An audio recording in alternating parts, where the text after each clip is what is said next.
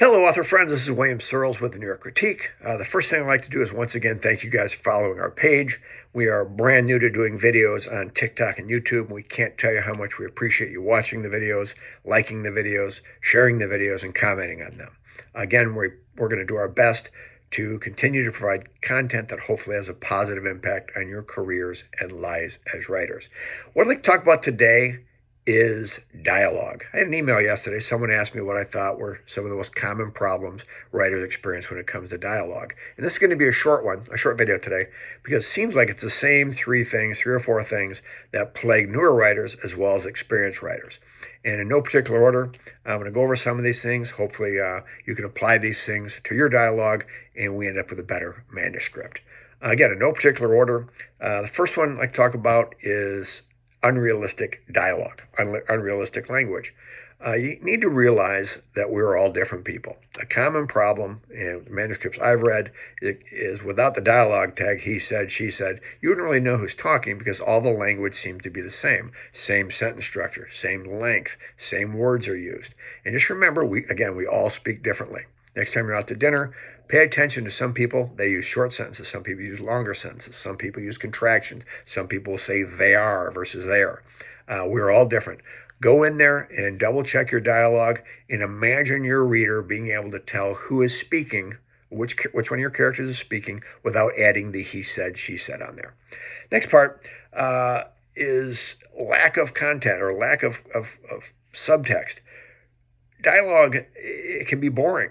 And sometimes authors will fill up pages and pages of their manuscript just to take up space. It's not necessary. Go over that dialogue. If it's not adding something to the story, get rid of it. I promise you it's a good move. Next thing is too many dialogue tags. If you have two characters going back and forth in a conversation, it's important that you don't underestimate the importance of your reader.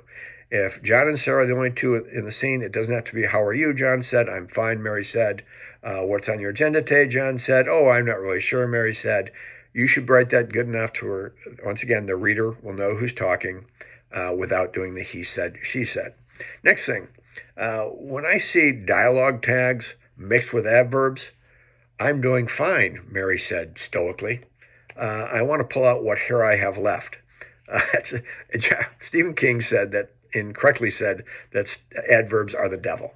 I'm going to go one step further and say that adverbs are manuscript cancer and they're an excuse that the author believes is going to cover up for poor writing. What I would do if you're using Word, for example, I would do a search. I would type in ly. I'd pull up every word that ends in ly, mostly adverbs, and I would get rid of all of them. And then once they hit your recycle bin, I would go in there and delete it again. That way they don't make some type of supernatural reentrance back into your manuscript. Adverbs are bad news. I promise your manuscript is better off without them. The next one, funky punctuation. You don't want to do too much punctuation in the dialogue to where it stunts the reader's pace. My final tip on this, and this is a good habit to get into, is get yourself a little recorder, or if your phone has a recording device on it, go over all your dialogue scenes and read it into your recorder and listen back to it. In many cases, you'll realize, man, people don't talk like that. I got to go in and make some changes. Again, everything we write, we think is going to be the most perfect work in the world, but we need to rewrite, always trying to improve ourselves. So that's some tips on dialogue today. Again, we appreciate your time. Stop by the New York Critique, say hello. Happy writing.